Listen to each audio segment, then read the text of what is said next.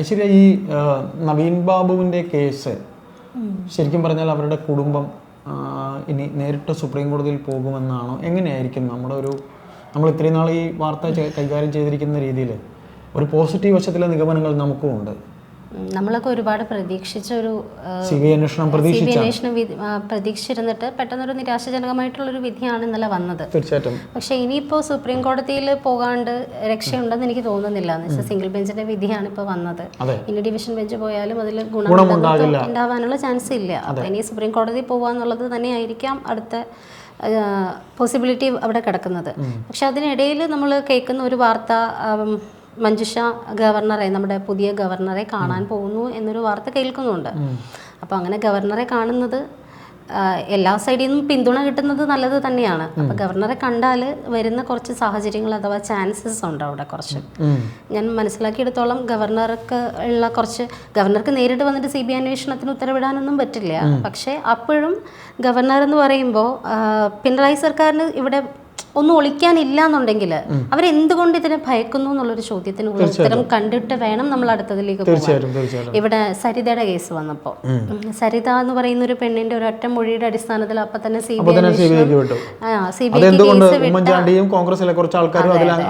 അങ്ങനെ ഒരാളാണ് ഇതുപോലെ കിടന്ന് ഒരു ഭാര്യയുടെ കണ്ണീര് കാണാണ്ട്, അതും ADM-നെ പോലെ ഒരു തസ്തിക വഹിച്ചിരുന്ന ഒരു മനുഷ്യന്റെ മരണം. അതെ, അത്തരം ഒരാളുടെ മരണത്തിൽ ഇത്രയും സംശയങ്ങൾ വന്നിട്ട് പോലും വിശ്വാസമുള്ള ഒരാളായിട്ട് പോലും, അതെ, സരിതയ്ക്ക് ADM-നില്ലാതെ എന്തൊക്കെയോ ഗുണങ്ങൾ സരിതയ്ക്ക് ഉണ്ടെന്ന് വിശ്വസിക്കുന്നത്. അതെ, അല്ല, ഞാൻ ഇതിൽ പറഞ്ഞെന്നുള്ളൂ. അപ്പം അതിൽ പോലും ഇല്ലാത്തവര് ഇപ്പൊ ഈ CBI അന്വേഷണത്തിന് ഇത്രയും എതിർക്കണമെന്നുണ്ടെങ്കിൽ, ഇപ്പൊ പെരിയ കേസിൽ CBI വരണതിന് മുമ്പ് CBI വരാണ്ടിരിക്കാൻ കോടിക്കണക്കിന് രൂപയാണ് അവർ മുടക്കിയത്. നമ്മുടെ പൊതുജനത്തിന്റെ കാശെടുത്തിട്ട് കോടിക്കണക്കിന് രൂപ മുടക്കി. അപ്പോൾ അത് പെരിയ കേസിൽ ഇപ്പൊ വിധി വന്നപ്പോൾ നമ്മൾക്ക് മനസ്സിലായി ആരാണ് അതിൽ പ്രതിസ്ഥാനത്തുള്ളത് എന്നുള്ളത്. നമുക്കൊക്കെ അറിയാം അത് CPM ആണ് എന്നുള്ളത്. അപ്പം അതുപോലെ തന്നെ ഇപ്പോൾ നവീൻ ബാബു കേസിൽ ഇതുപോലെ CBI-നെ എതിർക്കണം എന്നുണ്ടെങ്കിൽ ഭയപ്പെടുന്നത് കൊണ്ടായിരിക്കില്ലേ ചേട്ടാ? തീർച്ചയായിട്ടും. അവർക്ക് ഇതിൽ ഈ ഒരു പഴഞ്ചൊല്ല് പറയും പോലെ, ഈ മുതുകിൽ പുണ്ണുള്ളവനെ വേലി നൂരാൻ പേടിക്കേണ്ട കാര്യമുള്ളൂ എന്ന് പറയുന്നത് പോലെ, ആ മുതുകിലെ പുണ്ണ് അവിടെ തന്നെ ഉണ്ടാവണം.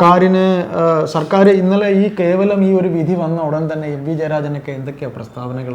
അത് ഈ ബോഡി ഇവിടെ കൊണ്ടുവന്ന് കണ്ണൂരിൽ നിന്ന് പത്തനംതിട്ട കൊണ്ടുവന്ന് അതിലെ തെളിവുകൾ പൂർണ്ണമായും നശിക്കുന്ന വെച്ചാൽ അദ്ദേഹത്തിനെ ദഹിപ്പിക്കുന്നത് വരെ തെളിവുകൾ നശിക്കുന്ന പറയേണ്ട, ആ ബോഡിയുള്ള അനാദരവോ അങ്ങനെയൊന്നുമില്ല, ആ ബോഡിയെ കത്തിക്കുന്നത് വരെ ഹിന്ദുമത ആചാരപ്രകാരം ആ മരിച്ച മനുഷ്യന്റെ ബോഡി ശവദാഹം നടത്തുന്നതിന് കാത്തിരുന്ന MV ജയരാജൻ ആ തെളിവ് കൂടെ നശിപ്പിച്ചു കഴിഞ്ഞിട്ട് ഇറങ്ങിയ ജയരാജൻ ഇന്നലെ പറയുകയാണ്, കോടതി വിധി കണ്ടില്ലേ, ഞങ്ങൾ പറഞ്ഞതല്ലേ എന്ന രീതിയിലൊക്കെ. കാരണം ഇവിടെ കൊണ്ട് അടയുന്നില്ല എന്ന് MV ജയരാജൻ മനസ്സിലാക്കുന്നില്ല. അതായത് ഈ തുടക്കം മുതൽ ഈ കേസ് ഇപ്പൊ 3 മാസമായിട്ട് ഇപ്പോൾ വേറൊരു ചോദ്യം കൂടെ നമുക്കിവിടെ ചോദിക്കേണ്ടി വരും. അതായത് ഈ പറയുന്ന അദ്ദേഹം ജോലി ചെയ്തിരുന്ന റവന്യൂ വകുപ്പിലെ ഒരു IAS ഉദ്യോഗസ്ഥ ഇത് അന്വേഷിച്ചിരുന്നു. ഈ അന്വേഷിച്ച ഗീത IAS അന്വേഷിച്ച ആ റിപ്പോർട്ട് എന്തുകൊണ്ട് പുറത്തു വരുന്നില്ല? പേര് തന്നെ നമ്മളൊക്കെ മറന്നുപോയ ഒരു രീതിയിലേക്ക് തീർച്ചയായിട്ടും അത് റവന്യൂ മന്ത്രി രാജൻ എന്തുകൊണ്ട് അതിൽ ഇടപെടുന്നില്ല? കാര്യം ഈ ഹേമ കമ്മിറ്റി റിപ്പോർട്ട് തയ്യാറാക്കി ആ റിപ്പോർട്ട് വെച്ചിരുന്ന് വിലപേശി എത്രയോ രൂപ ഈ സർക്കാർ ഉണ്ടാക്കി എന്ന് നമ്മുടെ സാർ ഉൾപ്പെട്ട ഇതിനെക്കുറിച്ച് ചർച്ച ചെയ്ത വളരെ പ്രമുഖ വ്യക്തികൾ പലരും പറഞ്ഞിട്ടുണ്ട്. കാര്യം അത് വെച്ചിരുന്ന് കാശ് ഇങ്ങനെ ഒരുപാട് പലരും, അത് ആരെന്നൊന്നും ഞങ്ങൾ പറയുന്നില്ല, സർക്കാർ തന്നെ കാശുണ്ടാക്കി വിലപേശി. അപ്പോൾ അതങ്ങനെ ചെയ്തതുപോലെ ഇതും ഒരു റിപ്പോർട്ട് തയ്യാറാക്കിയിട്ട് വിവരാവകാശം വഴി പലരും ചോദിച്ചിട്ടും അത് പുറത്തു വന്നിട്ടില്ല.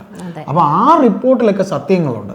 പിന്നെ 2 കോടതിയെ മാനിച്ചുകൊണ്ട് തന്നെ പ്രമുഖരായ പല വക്കീലന്മാർ ഇന്നലെ ഏഷ്യാനെറ്റിൻ്റെ ഡിബേറ്റിലൊക്കെ ചർച്ച ചെയ്തവരൊക്കെ പറഞ്ഞത്, ഈ SIT അന്വേഷണത്തിൽ നിരവധി ചോദ്യങ്ങൾ ഈ കുടുംബം ചോദിച്ചതൊക്കെ ഒരു വേള കോടതി വിധി പറയുമ്പോൾ അതെല്ലാം തന്നെ കോടതി അന്വേഷിച്ചോ എന്ന സമൂഹത്തിന് ഒരുപാട് ചോദ്യങ്ങളുണ്ട്. അത് ഒരു പ്രമുഖ വക്കീൽ തന്നെയാണ് ഇന്നലെ ചർച്ചയിൽ എല്ലാ ബഹുമാനത്തോടും തന്നെയാണ് അദ്ദേഹം കോടതി വിധിയുടെ എല്ലാ ബഹുമാനത്തോടെയും ചോദിക്കുന്നത്. അതായത് നിരവധി ചോദ്യങ്ങൾ കുടുംബം ചോദിച്ചതിൽ ഉത്തരം പറയാൻ ശരിക്കും ഇന്നലെ ആ വിധിയിൽ ഉത്തരമില്ലായിരുന്നു.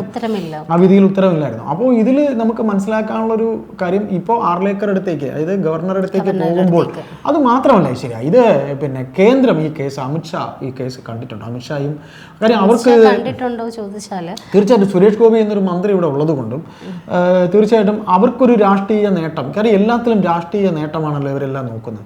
ഇന്നിപ്പോൾ ഒരു DOFIയുടെ ഒരു ചെറുപ്പക്കാരൻ മരണപ്പെട്ടതിൻ്റെ വിധി വന്നിട്ടുണ്ട്. വിജിത്ത് എന്ന് പറഞ്ഞൊരു കണ്ണൂരത്തെ ഒരു കുട്ടി മരിച്ചതിൻ്റെ, അതിൽ ഈ 9 പേരെ പ്രതികൾ അവർക്ക് കൊലക്കുറ്റം അവർക്ക് ജീവപര്യന്തം ജീവപര്യന്തം വിധി വന്നിട്ടുണ്ട്. അതിനും ഇന്നലെ കോൺഗ്രസ്സുകാർ പറഞ്ഞതുപോലെ തന്നെ ഇന്ന് CPMകാർ യുവ നേതാക്കളൊക്കെ തിരിച്ചു പറഞ്ഞിട്ടുണ്ട്. അപ്പോൾ ബലാബലം അങ്ങോട്ടും ഇങ്ങോട്ടും ചെളിവാരി ഒരു കാര്യത്തിന് അങ്ങോട്ട് എറിയുക, അടുത്ത പറയുമ്പോൾ ചെളി തിരിച്ചങ്ങോട്ട് എറിയുക, അതാണ് ഇവിടെ നടന്നുകൊണ്ടിരിക്കുന്നത്. അതിലൊന്നും പെടാത്ത ഇന്നലെ പ്രതിപക്ഷ നേതാവ് ഈ വിധി വന്നതിന് ശേഷവും അദ്ദേഹം ആദ്യമായിട്ടാണ് അദ്ദേഹം ഇതിനെക്കുറിച്ച് ഇത്രയും നിശ്ചിതമായി പറയുന്നത് ഞാൻ ആദ്യമായിട്ടാണ് കാണുന്നത്, ഈ വിധി വന്നതിന് ശേഷം അദ്ദേഹത്തിൻ്റെ കുടുംബത്തോളം. അപ്പോൾ ഇതിൽ മറ്റ് പ്രതിപക്ഷ പാർട്ടികളോ ആരും BJP പോലും അധികം അടുക്കാത്തത് ഒരു CPM കുടുംബം എന്നുള്ളതുകൊണ്ടാണ്. എന്നിട്ട് CPM ഇവിടെ എന്തവർക്ക് ചെയ്തു? ഒന്നും ചെയ്തില്ല. ഒരു കപട, അതായത് ഒരു യഥാർത്ഥ കമ്മ്യൂണിസ്റ്റ് കുടുംബത്തെ കപട കമ്മ്യൂണിസം കൊണ്ട് അവരില്ലാതാക്കി എന്ന് തന്നെ പറയാം. ബാക്കി ഐശ്വര്യ പറയൂ, എന്തൊക്കെയോ ഐശ്വര്യയെ കുറിച്ച് പറയാനുണ്ട്. അല്ല, ഇപ്പോൾ ഇവിടെ CBI അന്വേഷണം വേണമെന്നൊരൊറ്റ ആവശ്യം തന്നെയാണ് നമുക്ക് എല്ലാവർക്കും ഉള്ളത്. CBI അന്വേഷണത്തിന് ഏറ്റവും കുറഞ്ഞത് ഇപ്പോൾ ഈ വിധി വന്ന സ്ഥിതിക്ക് ഒരു 3 മാസമെങ്കിലും കഴിയുമെന്നാണ്. ശരിക്കും CBI അന്വേഷണം വേണമെങ്കിൽ ഒന്നെങ്കിൽ സംസ്ഥാന സർക്കാർ ആവശ്യപ്പെടണം, അല്ലെങ്കിൽ ഹൈക്കോടതി ആവശ്യപ്പെടണം, അല്ലെങ്കിൽ സുപ്രീം കോടതി ആവശ്യപ്പെടണം. അല്ല, അതിനിപ്പോൾ സുപ്രീം കോടതിയിലേക്ക് കുടുംബം പോകും. ഇനിയിപ്പോൾ സുപ്രീം കോടതിയിലേക്ക് അവർക്ക് പോകേണ്ടി വരും. അതിനു മുമ്പ് ആർലേക്കറെ കാണുന്നു എന്നൊരു വാർത്ത പുറത്ത് വരുന്നുണ്ട്. അപ്പോൾ ഗവർണറെ കണ്ടു കഴിഞ്ഞാൽ ഗവർണർക്ക് എന്ത് ചെയ്യാൻ പറ്റും? അദ്ദേഹത്തിന് ഒരു CBI അന്വേഷണം പ്രഖ്യാപിക്കാൻ പറ്റില്ല. പക്ഷേ അതേസമയം ഗവർണറുടെ നേതൃത്വത്തിൽ ഒരു അന്വേഷണ സംഘത്തെ ആവശ്യപ്പെടാൻ പറ്റും. അങ്ങനെ ഒരു ചാൻസ് നമ്മൾ കാണുന്നുണ്ട്. നമുക്കതിനെ പറ്റി കൂടുതലായിട്ട് എനിക്കറിയില്ല. ഒരു DOSPയെ കൂടെ ഷാജിയേട്ടൻ നമ്മളോട് സംസാരിച്ചപ്പോൾ ഒരു കാര്യം പറഞ്ഞിട്ടുണ്ടായിരുന്നു. അതായത് DYSPയുടെ മേൽനോട്ടത്തിൽ അന്വേഷിക്കണമെന്ന് പറയുമ്പോൾ നിലവിലൊരു DYSP ഇതിനകത്തുണ്ട്. ഒരു DYSP ഉണ്ട്. അദ്ദേഹം ഈ വരുന്ന മാർച്ചിൽ എങ്ങാണ്ടോ അദ്ദേഹം പെൻഷൻ പറ്റുകയാണ്, എത്രാം തീയതി വരെയുള്ളൂ. അപ്പോൾ അങ്ങനെ ഒരു പെൻഷൻ പറ്റാൻ പോകുന്ന ഒരു DYSP അന്വേഷിച്ച് തെളിയാതെ വന്നൊരു കേസ് എന്നൊക്കെ പറയുമ്പോൾ ആ DYSPക്ക് ചിലപ്പോൾ അദ്ദേഹത്തിൻ്റെ പെൻഷൻ പോലും കിട്ടാതെ പോകുന്നൊക്കെ അദ്ദേഹം നമ്മളോട് സംസാരിച്ചപ്പോൾ ഇന്നലെ പറഞ്ഞു. ഇത് ആ DYSPക്കിട്ട് ഈ സർക്കാർ കാര്യം ഇവരെ ഫേവറിസം ചെയ്യാൻ വേണ്ടി നോക്കുന്ന, ഈ കേസിൽ ഫേവറിസം ചെയ്യാൻ നോക്കുന്ന അദ്ദേഹത്തിന് ഈ കോടതി വിധിയിലൂടെ ഒരു അടി കിട്ടാൻ. ഇവിടെ ശരിക്കും ആവശ്യം യതീഷ് ചന്ദ്ര എന്ന് പറയുന്ന ഒരു പുലിക്കുട്ടി ഇറങ്ങിയത് മുതൽ എല്ലാവരുടെയും ഒരു പ്രതീക്ഷ അങ്ങോട്ടേക്ക് നീളുന്നുണ്ട്. പക്ഷേ യതീഷ് ചന്ദ്രയുടെ കയ്യിൽ കേസ് എത്തുമ്പോൾ സംസ്ഥാനത്ത് ഇങ്ങനെ ഒരു ഭരണം ഇരിക്കുമ്പോൾ ഭരണത്തിൻ്റെ സർവ്വനോട്ടവും ഈ കേസിലേക്ക് ഉള്ളത് കൊണ്ട് തന്നെ യതീഷ് ചന്ദ്ര ഇനി ഏത് ടീമിനെ വെച്ചിരുന്നാലും അദ്ദേഹം എങ്ങനെ നോക്കിയാലും ചിലപ്പോൾ നമുക്ക് പറയാൻ പറ്റില്ല. കാര്യം യതീഷ് ചന്ദ്ര ഇത്രയും നാൾ കഴിഞ്ഞ് വരുമ്പോഴേ, അതുമല്ല ഇനിയിപ്പോൾ ഒരു തദ്ദേശ ഇലക്ഷൻ വരുമ്പോൾ ഈ രാഷ്ട്രീയ നേട്ടം BJPക്ക് ഉണ്ടാക്കാൻ പറ്റും. കാര്യം കോൺഗ്രസിനും ഉണ്ടാക്കാൻ പറ്റും. കാര്യം ഈ കേസിൻ്റെ ഒരു ഇത് വരുന്നത്, അതിൻ്റെ ഒരു അപ്ഡേറ്റ്സ് തീർച്ചയായിട്ടും ഇനി കോടതി കൂടെ നിരീക്ഷിക്കുമോ? കോടതി നിരീക്ഷണം എന്ന് പറഞ്ഞിരുന്നെങ്കിൽ ഏറ്റവും നല്ലതായിരുന്നു. കോടതി നിരീക്ഷണത്തിലൊരു അന്വേഷണമായിരുന്നെങ്കിൽ പോലും നമുക്ക് ഇനിയുള്ള അന്വേഷണങ്ങൾ കോടതിയെ കൂടെ ധരിപ്പിക്കുക എന്നൊരു വാക്കുകൂടെ പറഞ്ഞിരുന്നുവെങ്കിൽ CBI അന്വേഷണം വന്നില്ലെങ്കിലും ഈ അന്വേഷണത്തിൽ ഒരു സുതാര്യത മാത്രമല്ല, ഇനിയിപ്പോൾ ഇത് പറ്റിയില്ലെങ്കിൽ ഗവർണർക്ക് ചെയ്യാൻ പറ്റുന്ന വേറൊരു കാര്യം എന്ന് വെച്ചാൽ സമഗ്രമായിട്ടൊരു അന്വേഷണ റിപ്പോർട്ട് കറക്റ്റായിട്ട് കേന്ദ്രത്തിലേക്ക് അയക്കാൻ പറ്റും. ഇപ്പോൾ മഞ്ജുഷ ആർലേക്കറെ കാണുമ്പോൾ മഞ്ജുഷയുടെ മനസ്സിലും അതായിരിക്കാം ഉണ്ടാവുന്നത്. അവരുടെ ഒരു പ്രതീക്ഷ എന്ന് വെച്ചാൽ ഗവർണർ ഇതിനെ പറ്റിയിട്ടൊരു റിപ്പോർട്ട് കേന്ദ്രത്തിലേക്ക് അയക്കും, കേന്ദ്രത്തിൽ അമിത്ഷായുടെ ശ്രദ്ധയിൽപ്പെടുത്തും, ഇതിനൊരു ദേശീയ വിഷയമാക്കിയെടുക്കും എന്നുള്ളൊരു പ്രതീക്ഷയോടെ ആയിരിക്കും മഞ്ജുഷ ഗവർണറെ കാണാനായിട്ട് പോകുന്നത്. എന്നുവെച്ചാൽ വെറുതെ ഒരു കേസിൽ കേന്ദ്രത്തിന് അങ്ങനെ വന്നിട്ട് ഡയറക്റ്റ് ഇടപെടാൻ പറ്റില്ല. ഇതിപ്പോൾ ഒരു ഹോമിസൈഡ് അഥവാ ഒരു കൊലപാതകമാണ് എന്ന് വീട്ടുകാർ ആരോപിക്കുമ്പോഴും ഇങ്ങനെ ഒരു നവീൻ ബാബുവിൻ്റെ മരണം എന്ന് പറയുന്നത് കേന്ദ്രത്തിനെ സംബന്ധിച്ചിടത്തോളം അത്ര വലിയൊരു ഇഷ്യൂ ആയിട്ട് അവരിപ്പോൾ എടുക്കുന്നുണ്ടാവില്ല. പക്ഷേ വിഷയമായിട്ട് എടുക്കാൻ തന്നെയാണ് സാധ്യത. എടുപ്പിക്കാൻ ഗവർണർക്ക് രാഷ്ട്രീയം ബൈ പൊളിറ്റിക്കലി ഇത് എടുക്കുകയാണെങ്കിൽ, BJP എടുക്കുകയാണെങ്കിൽ അത് ശരിക്കും കേരളത്തിൽ ഭരണത്തിലിരിക്കുന്ന CPM പക്ഷെ അതിനെ എടുപ്പിക്കാൻ ഒരു മീഡിയേറ്റർ എന്ന നിലയിലെങ്കിലും നമ്മൾക്ക് ഗവർണറെ തീർച്ചയായും അദ്ദേഹത്തിന്റെ കുടുംബം അവർക്കതിനുള്ള അഡ്വൈസ് കിട്ടുമെന്ന് തന്നെ നമുക്ക് പ്രതീക്ഷിക്കാം. എന്തായാലും ഇതിൽ പിന്നെയുള്ള ഒരു കാര്യം എന്ന് വെച്ചാൽ ഇതൊരു ഹോമിസൈഡ് അല്ലെങ്കിൽ ഒരു കൊലപാതകം മാത്രമല്ല, അതിനപ്പുറത്തേക്ക് ഈ കേസ് സ്റ്റാർട്ടിങ് മുതൽ ഒന്ന് വിലയിരുത്തി നോക്കുമ്പോൾ ഇതിന്റെ പിന്നിൽ ക്വാറി മാഫിയ, കണ്ണൂരിലെ വലിയ വലിയ മാഫിയ, ബിനാമി ഇടപാടുകൾ പലതും വരുന്നുണ്ട്. അപ്പോൾ ഒരു കൊലപാതക കേസ് അല്ലെങ്കിൽ ഒരു ആത്മഹത്യ, അതിനപ്പുറത്തേക്ക് ഇതിൽ കേന്ദ്രത്തിൽ ഇടപെടൽ ഉണ്ടാവേണ്ട പല കാര്യങ്ങളും ഭരണത്തിലിരിക്കുന്ന പാർട്ടിയുടെ മാഫി, കോറിയ, മറ്റ് പെട്രോൾ പമ്പ് ബിസിനസ്, ഈ ഇത്തരത്തിലുള്ള വൻ മാഫിയ സംഘങ്ങളെ സംബന്ധിക്കുന്ന ഞെട്ടിപ്പിക്കുന്ന കാസർഗോഡത്തെയും കണ്ണൂരിലെയും പലരുടെയും രേഖകൾ, ഇതിനെ ഭൂമാഫിയ രേഖകൾ അദ്ദേഹത്തിന്റെ കൈവശം. പിന്നെയും അന്വേഷിച്ച് ചെന്നാൽ അങ്ങ് പരിയാരം മെഡിക്കൽ കോളേജിലെ പോസ്റ്റ്മോർട്ടം മോർച്ചറി മുതൽ ഇങ്ങോട്ട് തപ്പി തുടങ്ങേണ്ടി വരും നമ്മൾ. തീർച്ചയായിട്ടും അതിൽ അദ്ദേഹത്തിന്റെ ആന്തരിക അവയവങ്ങളൊന്നും പരിശോധനയ്ക്ക് എടുത്തിട്ടില്ല എന്ന കാര്യം ഉറപ്പാണ്. ഇന്നുകൂടി ഒരു പോലീസ് ഓഫീസർ ആ വീഡിയോ ഞാൻ കണ്ടതാണ്, അദ്ദേഹം പറയുന്നുണ്ട് ഇതൊരിക്കലും പോസ്റ്റ്മോർട്ടം ചെയ്തിട്ടില്ല. അങ്ങനെ ഇത്തരത്തിൽ അതായത് അദ്ദേഹത്തിൻ്റെ കുടുംബം ആവശ്യപ്പെട്ട പല കാര്യങ്ങളും കോടതി ഒരു മുൻവിധിയോടെ, എന്തോ കോടതി ഇങ്ങനെ ഒരു വിധി വന്നതിൽ കേരള സംസ്ഥാനത്തിന്, സമൂഹത്തിന് വളരെ നിരാശയുണ്ട്.